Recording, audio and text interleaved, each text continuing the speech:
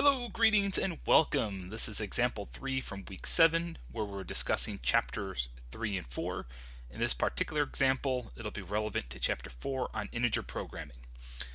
All we're doing here is we are resolving problem 1 from week 4, from our week 4 problem set. And so in that case, we had two scrap metals, which we were trying to blend to make an alloy. In our solution, we found that we needed 333.33 tons of scrap A and 666.67 tons of scrap B. So all we want to do here this week is solve it as an equivalent integer programming problem. So you want to add our integer constraint to our variables. So the goal here isn't necessarily to set up and resolve something, but just to go to Excel and see how we would solve this problem as an integer programming problem. So I already recorded a screencast in which we did this in LibreOffice.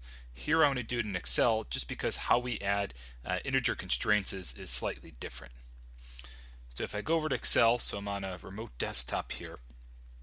So I have this set up, so if I go to Solver, and so I actually need to use the GRG nonlinear, which is a little uncertain to me, but I'm going to minimize my cost, B6. I'm going to change the tons used of scrap A and B. I have all our constraints typed up, and when I solve, right, it finds, converges on our solution, which is that.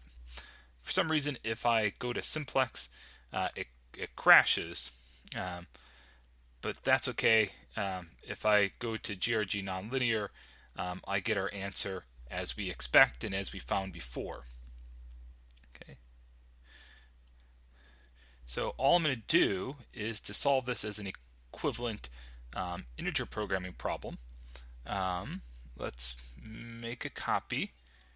So I'm going to call this, we're going to make a copy, and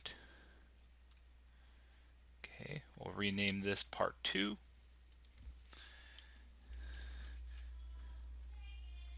Okay, and so adding integer constraints is a little more work here.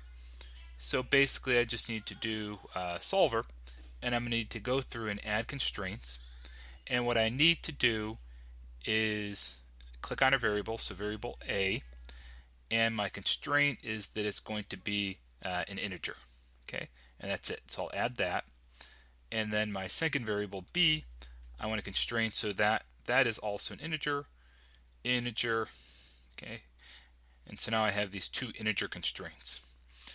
And so now when I solve, I'll get an integer solution.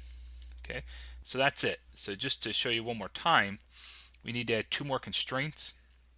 And the trick is just when we add our constraints, there's an integer option. So we can select a variable and then require that it's an integer.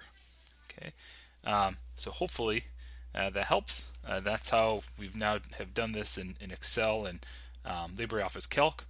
And that's all I want to get out of this example problem, is to get you to solve a linear or integer programming problem in your favorite spreadsheet. Hope that helps.